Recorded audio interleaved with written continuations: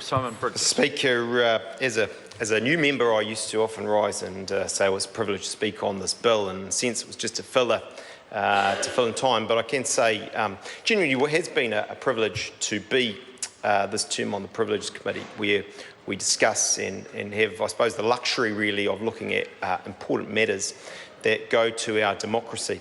And in this case, really to the question of, I think it's Kennedy Graham said, technology in our democracy and how we're to treat that and how we're to deal with that as members of Parliament in this place of Parliament, and to a lesser extent also, of course, for the press gallery who are our fourth estate, who watch us on behalf of the public.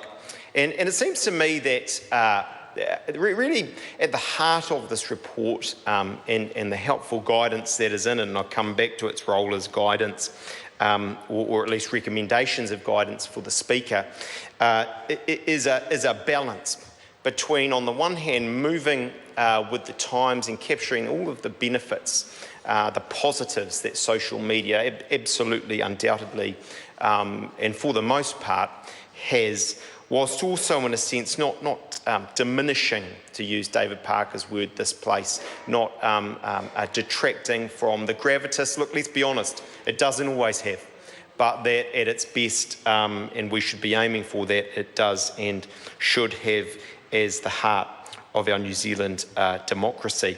And so, as I say, we want to move with the times, and we've found that the parliamentary rules actually are fundamentally fit for purpose, but some guidance will be helpful.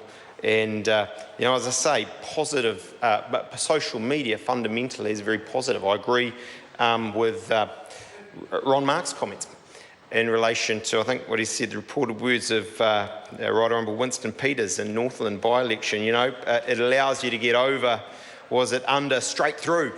Around straight through. It's a bit like those bridges I'm giving Northland, Mr. Mark, but that's another topic. And, well, they're being delivered, don't you worry about that.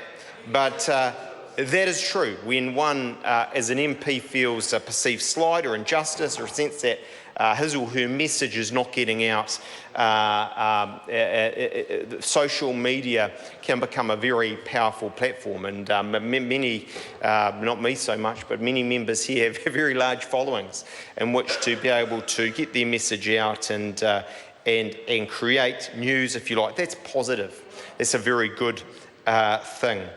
But as I say, we don't want to take away from the gravitas of this place. And the way I sort of put it on the committee was, we're not tourists on vacation in here.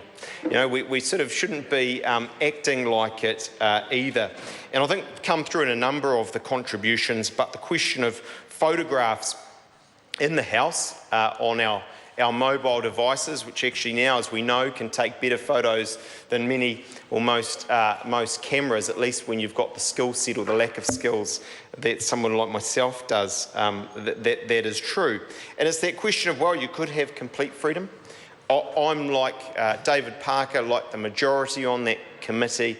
I don't think that would have been the right outcome. I don't think actually anyone is served by those, as we've heard, late night photos of the person yawning or the like. And if I can say, my contribution, I wasn't able to attend all of the committee meetings, but was a question of really whether we should be filming or allowed to take photos of other members, or whether it was simply a question of generally not being able to take photographs or film on the floor of the chamber. And my question really do we allow selfies in this place? And in a sense, you could argue, well, yes, that's okay, because what we're trying to get away from is the denigration, the mockery, actually sometimes just the plain vitriolic stuff about other members who perhaps in urgency are tired or the like.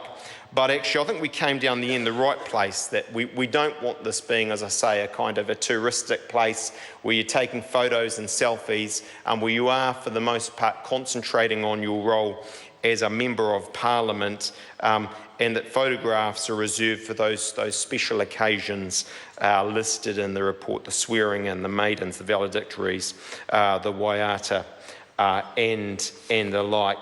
I think the second point here is that this is a very valuable report for the Speaker, for this Parliament, in terms of clarifying and giving guidance to us as MPs. And it does that in a couple of ways. Look, there's the general guidance based on the existing rules of the House, as I say, fit for purpose, but a sense of overlay over them to be helpful. And then that Appendix D issue, the standing orders, and the recommendation to review the satire, ridicule, denigration part. I absolutely agree. That was, in hindsight, I wasn't in the Parliament at the time, but not the right thing to do. We don't need it. We've got, I think, thicker skins as a Parliament, individually and collectively, than that. And of course, there is the proviso, I forget the exact words, but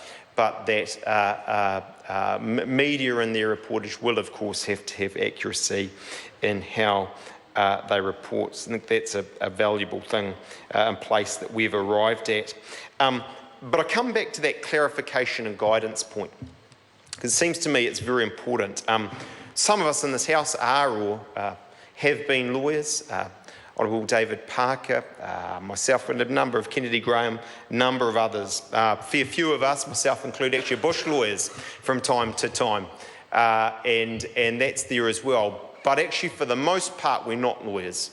And we're not expected to be legally trained and to look at these things through some sort of litigation or potential litigation lens. We are the House of Representatives. We should be representative of a cross-section of society. And really all I'm saying there is, actually, we should come to this House without fear or favour. We should be able to, on occasion, courageously take our positions without fear of being bankrupted or ruined or going through the financial ringer.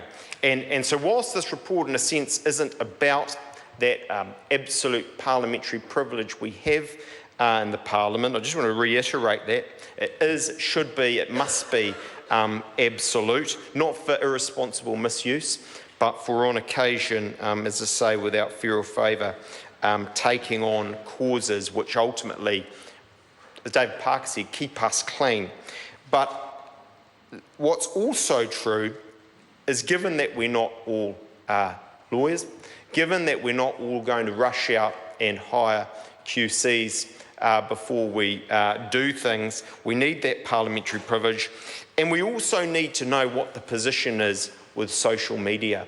And so this is, I think, incredibly helpful, very well put for members. Social media is not covered.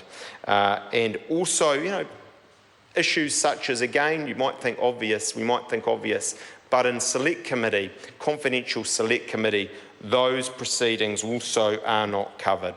Were you to tweet on that, you would be in trouble potentially, and those are not covered. So, Mr. Speaker, it's a balanced report. It moves with the times, but also ensures that we don't diminish this place. It provides, I think, very helpful, simple to read and digest clarification and guidance for members of Parliament on social media, ultimately on technological use that should future-proof this place for some time to come.